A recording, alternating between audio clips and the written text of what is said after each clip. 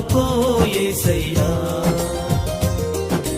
పనికి రాని పాత్రనని నన్ను పారవేయ. ఈ యొక్క ప్రాంతంలో సుంకరమెట్ట అనేటువంటి ప్రాంతంలో brother giving this, thank you.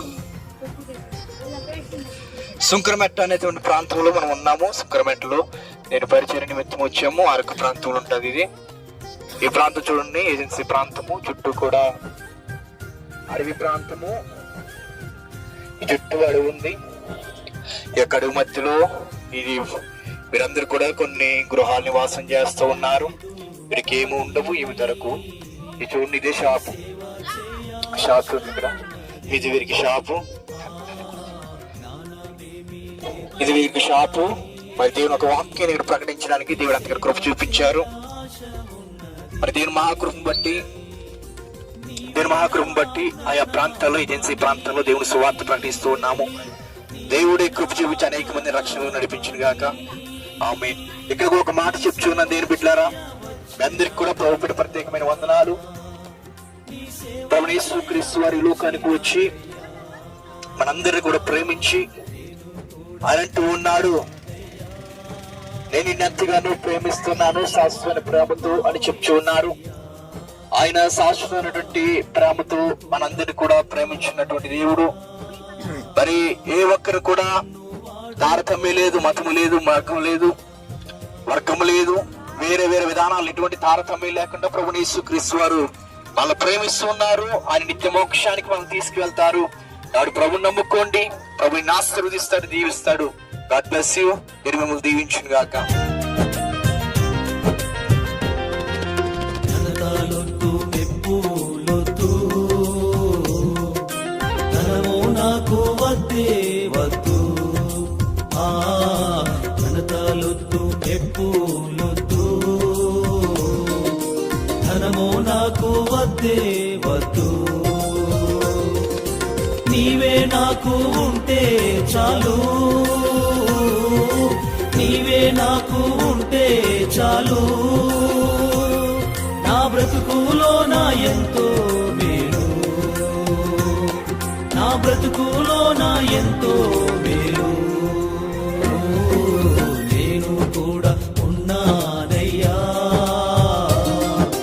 నన్ను వాడుకో యేసయ్యా. నేను కూడా ఉన్నానయ్యా,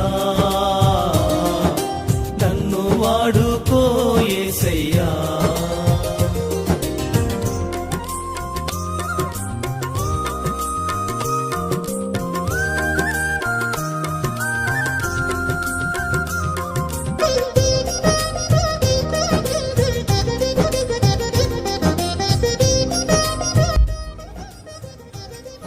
ఒక మాట చెప్తా వినండి.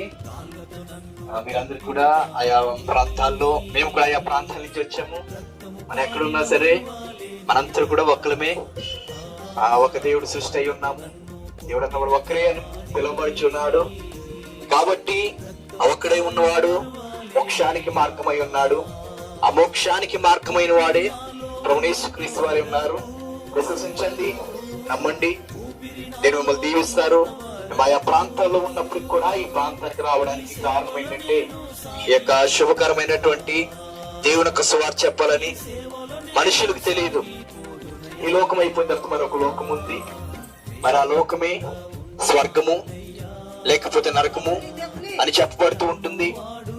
మరి మన పాపాన్ని బట్టి, మనకు క్రియలను బట్టి మన స్వర్గానికి నరకానికి అనేది ఉంటుంది. అది ప్రభువైన యేసుక్రీస్తు వారిని నమ్ముకుని బైబిల్ అనుసారంగా మనం నడుచుకుంటే నిత్య స్వర్గానికి వెళ్తామని లేఖనం సెలవిస్తుంది. ఎందుకంటే ఆయనే మార్గమై ఉన్న దేవుడు. కాబట్టి దేవుడు మిమ్మల్ని, మీ కుటుంబాన్ని దీవిస్తారు, దీవించాలి, ఆశీర్వదించాలి. నిత్య రాజ్యంలో మీరు అందరూ ఉండాలని ప్రభువు తెలియజేస్తున్నాను. God bless you. దేవుడి దీవెన మీ అందరికి కలుగును గాక. ఆమేన్. యెహోషువను పిలిచావు, ఏలియా ఎలీషాను నిలిపావు. మోషే యెహోషువను పిలిచావు,